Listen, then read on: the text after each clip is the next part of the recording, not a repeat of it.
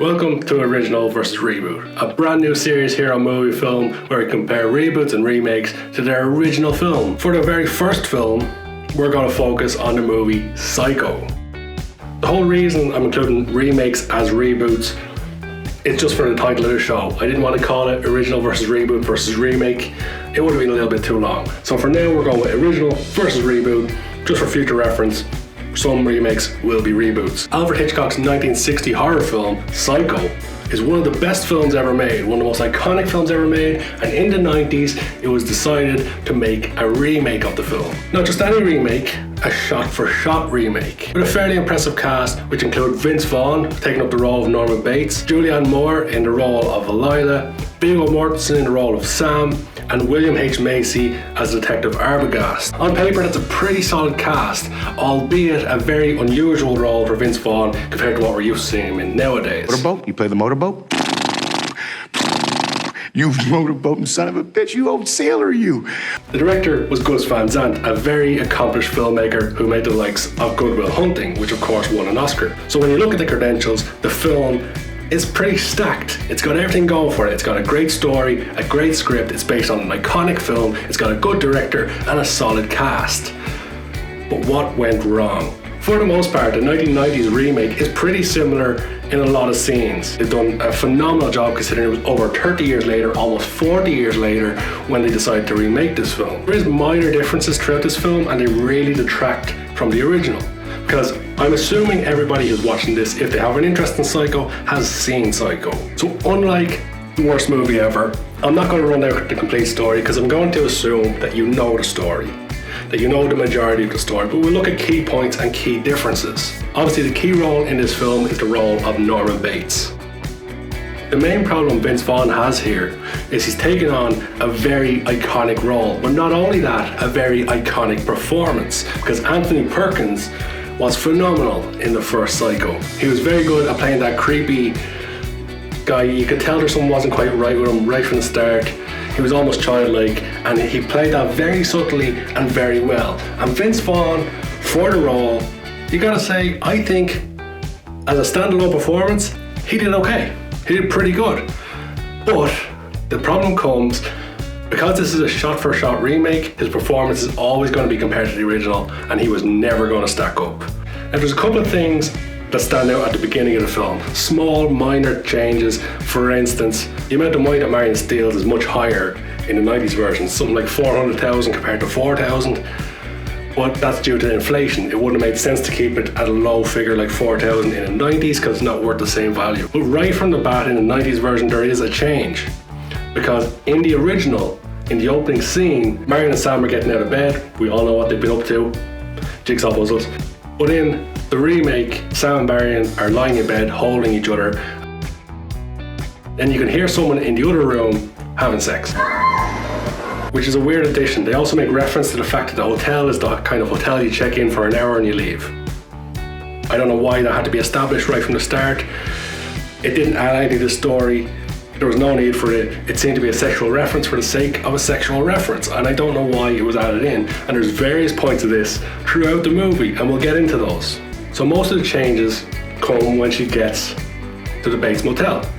And when I say changes, all these changes are still relatively minor.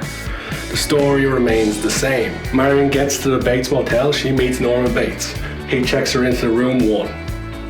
In both films, this is the exact same, it works out the exact same way, very similar dialogue. For me, the main problem is using the same script. Came across that the actors, they weren't performing, they weren't trying to get into the role, they were copying the performance, and that comes across in the movie. You see at times when Anne Heche is trying to be Janet Leigh. You'd see times when Vince Vaughn is trying to deliver lines the same way that Anthony Perkins delivered the lines. You mean an institution? Trying to imitate the other actors rather than make the character your own is always going to make the film a little weird, and that comes across in this movie. So the big change I'm talking about comes at the end of the party scene when Marion goes to her room. In the original, Norman Bates takes a picture off the wall and he's got a peephole where he watches Marion. In the remake, he does the same thing. He takes the picture off the wall, he looks through the same hole, the set looks the exact same. But this time, it gets a little creepier. Because during the Vince Vaughn version, while he's watching her, and she gets a little bit more undressed because, you know, nudity for the sake of nudity. He actually starts jerking off. Sound effects and everything. Now, I know they're trying to make him look creepy, and I know they couldn't do it in the 60s because it was really taboo back then, but it's a really unnecessary addition to the film. But then comes the infamous shower scene. And the shower scene in the 1960s Psycho is arguably one of the most iconic, memorable, and even recreated scenes in all of cinema history. All the way through the film, for the majority of it, apart from the addition of Vince Vaughn jerking off for some reason, the film has stayed fairly true to the original, shot for shot, scene for scene. It's been very similar, slightly higher pace, but for the most part, up to the shower scene, it's been true to the original. Until the shower scene, which is very strange because it's so iconic, why would you change it? But in the shower scene, Gus Van Sant took the decision to lengthen it out, to make it longer. It runs a couple of minutes longer. The part where the killer comes into the bathroom and you see them through the curtain coming, that lasts an extra minute or so, extra 30 seconds. The 90s audience knew what was coming, that the killer was going to come. So the director clearly tried to pull out that anticipation a bit more, tried to make people wait, tried to, you know, build up the tension. Ultimately, we get to the part where the stabbing comes and the music's playing. For some really weird reason, they intercut a load of shots, stock footage of sky, time lapses of skies. Did they only create time lapses in the 90s? Was this new technology and they were like, we have to get this into the Psycho, this will make it amazing? It didn't, it made it really weird. She falls out of the bath and you see her naked in the bath, which again is an unnecessary step. Okay, in the 60s they had restrictions, it was more taboo to have nudity on screen, and I'm never a fan of nudity for the sake of nudity in movies. I don't think it added anything to this, as well as the weird intercut sky shots. It made the scene a little weird, but also what made it weird is Anne Heche is actually terrible in this scene.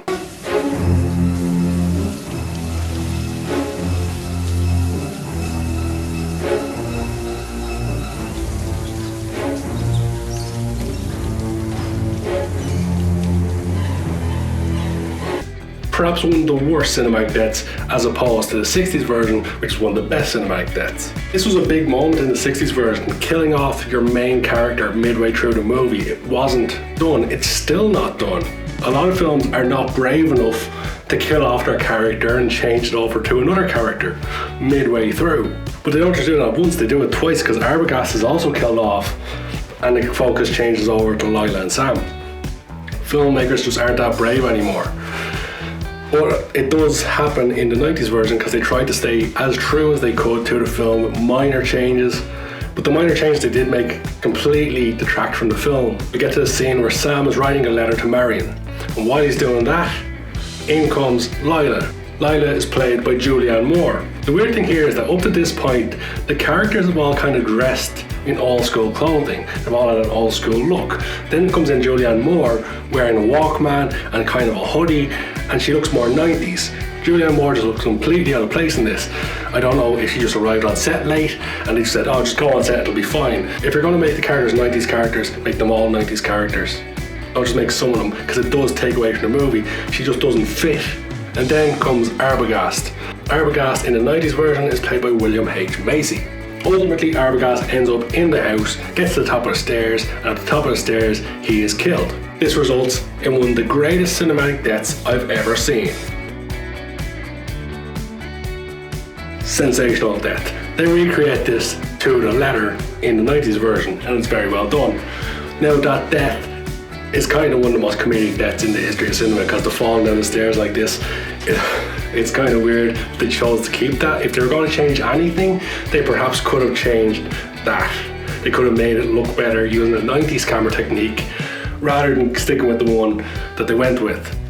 That's one change I don't think an audience would have minded too much if they set up a wide camera and we see Arbogast fall down the stairs.